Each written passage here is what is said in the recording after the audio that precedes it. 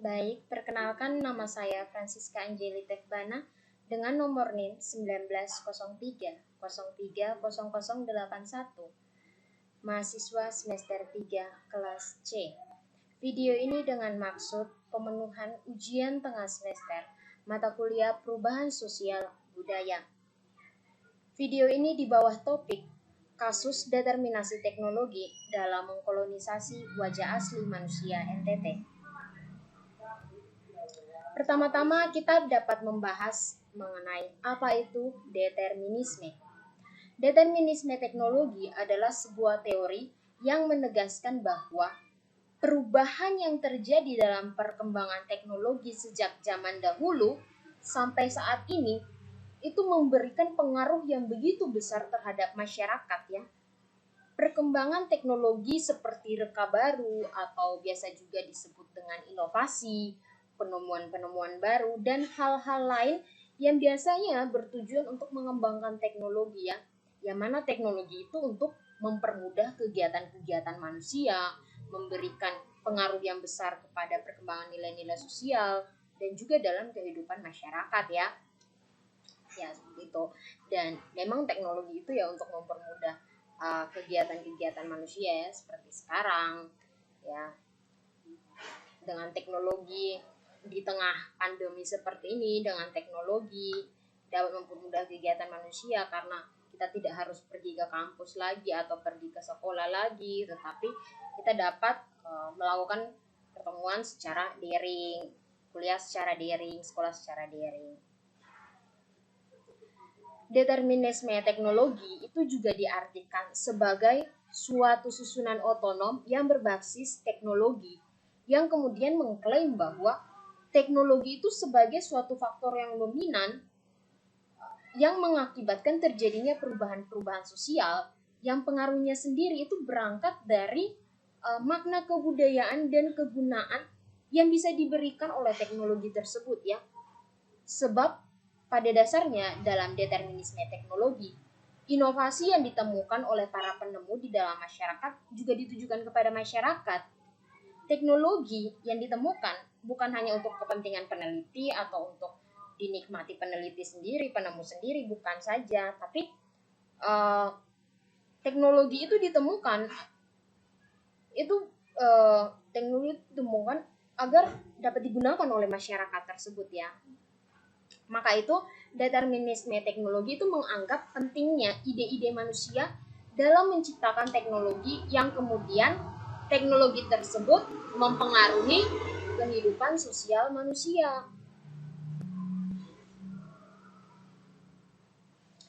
Teori determinisme teknologi itu dikemukakan pertama kali oleh Marshall M. McLuhan pada tahun 1962 dalam tulisannya yang berjudul The Gutenberg Galaxy: The Making of Typography Man. Ide dasar dari teori ini adalah bahwa perubahan yang terjadi pada berbagai macam cara berkomunikasi akan membentuk pola keberadaan manusia itu sendiri ya. Artinya cara kita berkomunikasi, media apa yang kita gunakan, bagaimana sistem komunikasinya itu dengan sendirinya akan membentuk keberadaan kita. Teknologi itu membentuk individu bagaimana cara berpikir, cara ia berperilaku dalam masyarakat, dan teknologi tersebut kemudian mengarahkan manusia untuk bergerak dari satu abad teknologi ke teknologi yang lain ya. Teknologi itu mempengaruhi pola pandang, cara pandang ya. Ketika seseorang sudah dipengaruhi teknologi itu dengan cara pandangnya, otomatis dari cara pandangnya itu akan mencerminkan cara berperilakunya di dalam masyarakat. Yang kedua kita bahas mengenai apa itu kolonialisasi. Kolonialisasi berarti suatu usaha untuk mengembangkan kekuasaan. Kolonialisasi pada umumnya bertujuan untuk mencapai dominasi ekonomi atas sumber daya manusia, perdagangan di suatu wilayah ya. Kolonialisasi merupakan suatu sistem menindas atau menguasai sumber daya dan rakyat itu sendiri ya. Kalau yang sering membaca sejarah dan atau sering memperdalami materi-materi sejarah, kolonialisasi bukanlah hal yang tabu lagi, tapi sudah sangat familiar. Nah, Konsep mengenai determinisme teknologi itu dapat dirangkum dalam 3 poin. Yang pertama, perkembangan dalam teknologi itu mengikuti jalur logikanya sendiri, namun berada di luar jangkauan budaya dan pengaruh politik. Dan yang kedua, teknologi itu memiliki dampak terhadap masyarakat dan sifat ini adalah inheren. Manusia itu tidak terlepas dari teknologi. Yang ketiga, teknologi itu mengikat manusia sehingga nilai budaya dan struktur sosialnya itu adalah refleksi dari teknologi yang ada.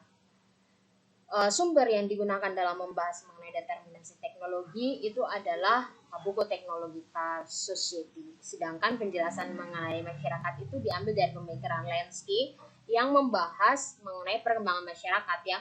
Lenski menggambarkan tahapan-tahapan dalam kebudayaan masyarakat yang dikategorikan berdasarkan perkembangan teknologi. Mengenai dengan pemikiran Lenski ini dapat teman-teman atau siapapun yang menonton video ini diakses ke Google bisa didapatkan.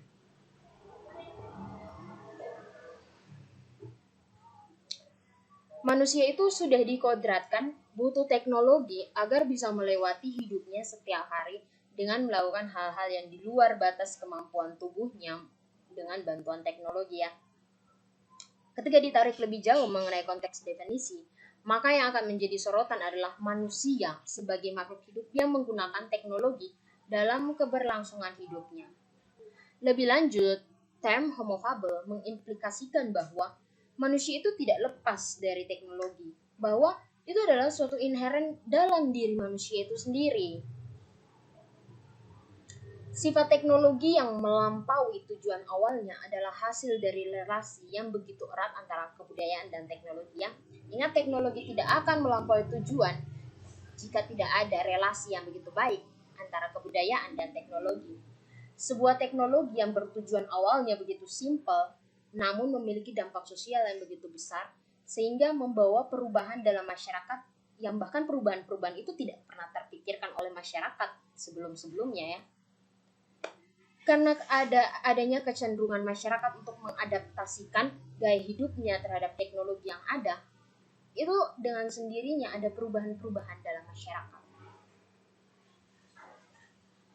Pemahaman yang umum dimiliki adalah yang sebaliknya, teknologi dibuat untuk memenuhi kebutuhan manusia. Namun, logikanya, karena masyarakat tidak dapat menentukan teknologi apa yang diciptakan dan kapan harus diciptakannya, maka ketika teknologi baru keluar dan lebih baik dari teknologi sebelum-sebelumnya, dengan begitu masyarakat lah yang harusnya menyesuaikan ya. Pembicaraan mengenai teknologi itu biasanya melihat ilusi mengenai bagaimana manusia adalah sosok yang bebas dalam memilih dalam jalur perkembangan teknologi, seakan hal tersebut adalah mutlak menjadi kekuasaan manusia. Padahal di sini pihak pemerintah pun sudah semestinya menjadi regulator dalam aspek hidup yang penting bagi masyarakat, yang seringkali pemerintah itu tidak mengatur mengenai teknologi yang ada ya.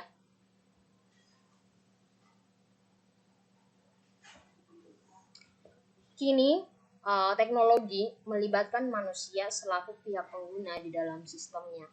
Dengan keberadaan manusia yang tidak superior dari teknologi, itu membuatnya jadi tembus dari ilusi kontrol yang selama ini dikira oleh manusia, yang dikira dimiliki oleh manusia atas teknologi. Jadi dikiranya itu manusia yang memiliki teknologi ya. Karena begitu luasnya aspek yang dicakup oleh teknologi, tidak ada satu pihak pun yang dapat menguasainya secara keseluruhan. Oleh karena itu, teknologi kemudian mengembangkan dirinya sendiri dalam masyarakat melalui pihak-pihak yang terkait yang tidak memahami lebih jauh mengenai teknologi. Itu salahnya. Teknologi itu diandaikan sebagai dasar primer, lalu sistem sosial merupakan fungsi dari teknologi yang kemudian diekspresikan secara signifikan dari teknologi dan merefleksikan dampak sosialnya. Dengan demikian, teknologi merupakan faktor yang dominan dalam sistem kebudayaannya secara keseluruhan, karena dia mengarahkan bentuk sistem sosial yang ada dan gabungan dari teknologi di mana sosial kemudian menentukan konten dan orientasinya sendiri. setiap bangsa itu pasti memiliki identitas yang berbeda kan. Demikian dengan bangsa Indonesia juga memiliki identitasnya, yaitu dengan bahasa persatuannya itu bahasa Indonesia, benderanya merah putih, lagu kebangsaannya Indonesia Raya ya. Identitas nasional itu adalah suatu ciri yang dimiliki oleh suatu bangsa ya, secara fisiologi yang membedakan bangsa tersebut dari bangsa-bangsa yang lainnya. Berdasarkan pengertian tersebut, maka setiap bangsa di dunia ini akan mempunyai identitasnya masing-masing ya, sesuai dengan keunikannya, ciri-cirinya, bagaimana bangsa itu terbentuk secara historis dan lain sebagainya ya. Fungsi identitas nasional itu sebagai pemersatu bangsa, sebagai ciri khas yang membedakan ia dari bangsa yang lain yang ada di dunia, dan sebagai gagasan, sebagai pegangan atau landasan bagi sebuah negara untuk berkembang atau mewujudkan potensi yang dimilikinya.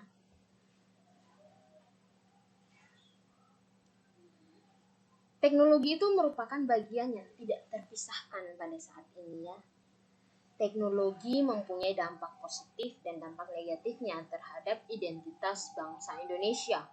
Dampak positifnya sikap etos kerja yang tinggi dan disiplin dari negara maju yang memang harus kita tiru demi kemajuan identitas bangsa Indonesia ya. Melalui teknologi kita juga dapat mengakses ilmu pengetahuan yang dapat meningkatkan pola pikir masyarakat yang kritis, yang juga bisa menghindari ancaman dari luar. Serta melalui teknologi, tiap daerah dapat membagikan informasi mengenai perkembangan di daerah tersebut yang membuat daerah tersebut dapat dikenal oleh masyarakat ya. Contohnya seperti ini, ketika sekarang sibuk semua orang, terlebih mahasiswa, melakukan demonstrasi mengenai undang-undang cipta kerja ya. Undang-undang tersebut, Omnibus Law, itu belum ada. Sebelum-sebelumnya belum ada. Terus kemudian setelah dikeluarkan cetakannya, kita dapat mengaksesnya melalui Google, kita dapat mencarinya, dan kita juga masyarakat juga bisa mencari perbedaan atau mencari pasal-pasal mana yang dihilangkan dan pasal-pasal mana yang sengaja ditambahkan untuk kepentingan-kepentingan yang lain ya. Dari situ masyarakat mulai berpikir secara kritis, mengapa pasal yang ini dihilangkan dan mengapa pasal yang ini harus ditambahkan ya. Apakah ada kepentingan-kepentingan lain? Masyarakat mulai akan bertanya-tanya terus. Nah, sini adalah gunanya teknologi. Selain itu, mungkin masa aksi di tempat lain sudah mulai bergerak, maka akan disebarluaskan sehingga masa aksi di tempat ini pun harus segera bergerak agar bukan sengaja ikut-ikutan ya, tetapi sama-sama menolak jika undang-undang yang dibuat pemerintah malah merugikan rakyatnya sendiri. Berangkat dari hal ini, kita juga dapat melihat bagaimana determinasi teknologi yang kemudian malah mengkolonisasi wajah asli manusia di NTT ya. Nusa Tenggara Timur atau biasanya disingkat dengan NTT adalah sebuah provinsi di Indonesia yang meliputi bagian timur Kepulauan Nusa Tenggara. Provinsi ini beribu kota di Kupang dan memiliki 22 kabupaten atau kota. Provinsi ini berada di Sunda Kecil. NTT itu terdiri dari kurang lebih 550 pulau, dan 3 pulau utama di NTT itu adalah Pulau Flores, Pulau Sumba, dan Pulau Timor Barat atau yang biasa disebut dengan Timor. Provinsi ini menempati bagian barat Pulau Timor, sementara bagian timur pulau tersebut adalah bekas Provinsi Indonesia yang ke-27, yaitu Timor Timur, yang merdeka kemudian menjadi negara Timor Leste pada tahun 2002. Nusa Tenggara Timur biasa dikenal dengan Bumi Pulau Mora karena merupakan singkatan dari nama-nama pulau besar ya, yang merangkai provinsi tersebut, yaitu Flores, Sumba, Timor, dan Alor, yang di samping itu banyak pulau-pulau lain yang berada di dalamnya. NTT memiliki beberapa sub-etnis di dalamnya yang berbeda bahasa maupun adat istiadatnya. Kepala Badan Pusat Statistik PPS, Perwakilan Provinsi Nusa Tenggara Timur, Darwis Sitorus SSI MSI, pernah mengatakan salah satu ciri khas masyarakat NTT adalah toleransi. Hal ini disampaikan dalam kegiatan ekspos hasil Indeks Demokrasi Indonesia atau yang disingkat IDI Provinsi NTT pada tahun 2019 yang diselenggarakan oleh Badan Kesatuan Bangsa dan Politik Kesbangpol Provinsi NTT.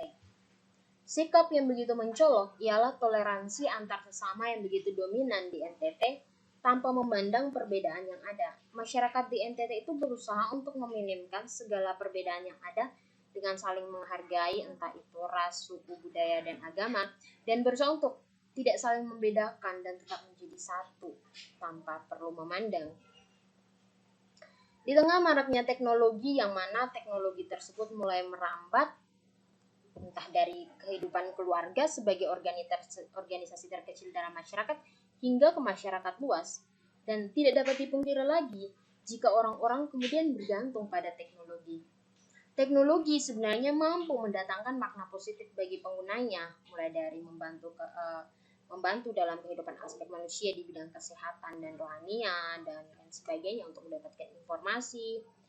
Namun masyarakat NTT hari ini, jika kita melihat dengan jelas, sudah begitu banyak orang yang tenggelam dalam berbagai teknologi yang beredar dan hanyut di dalamnya. Teknologi membuat orang NTT yang dulunya memiliki sikap toleransi yang tinggi, sekarang menjadi redup. Contohnya, toleransi orang-orang ketika melihat orang lain ditimpa bencana. Masyarakat NTT kebanyakan sudah tidak sibuk lagi mencari alternatif untuk menangani masalah yang dihadapi, melainkan sibuk memposting kejadian yang ada di depan mata tanpa membantu terlebih dahulu. Sikap tidak peduli yang muncul dari orang NTT yang dikenal dengan masyarakat yang memiliki rasa solidaritas tertinggi. Selain pengaruh pada sikap, teknologi juga mengkolonisasi masyarakat NTT dalam pendidikan ya. Orang NTT yang sejak dulu memiliki minat baca yang rendah malah semakin malas pergi ke perpustakaan untuk mendapatkan sumber pembelajaran yang lebih banyak lagi ya. Mereka sibuk menggunakan gadget dan mencari alternatif dari gadget yang mereka pegang itu. Padahal belum tentu Google dari gadget yang mereka pegang itu memberikan data yang valid dan terpercaya.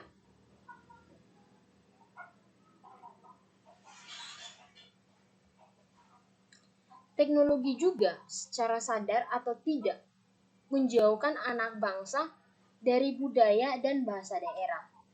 Ditandai dengan munculnya generasi Korean Wave, generasi TikTok, generasi cinta artis barat, dan sebagainya. Rakyat NTT, bahkan semua orang di berbagai belahan negara di dunia ini, sudah menjadi budak teknologi yang dituntut zaman ini. Bukan manusia yang mengelola atau mengatur penggunaan teknologi, tapi teknologi sendiri yang mengatur kehidupan manusia. Manusia sudah tidak dapat mengontrol dirinya atas penggunaan teknologi tersebut dan membiarkan teknologi itu merebut diri mereka. Masyarakat NTT seharusnya sudah harus sadar untuk memahami keseluruhan teknologi terkait agar masyarakat itu terhindar dari gangguan terhadap hidupnya yang diakibatkan dari gangguan terhadap teknologi yang dipahaminya itu. Ya, sekian dari saya. Terima kasih.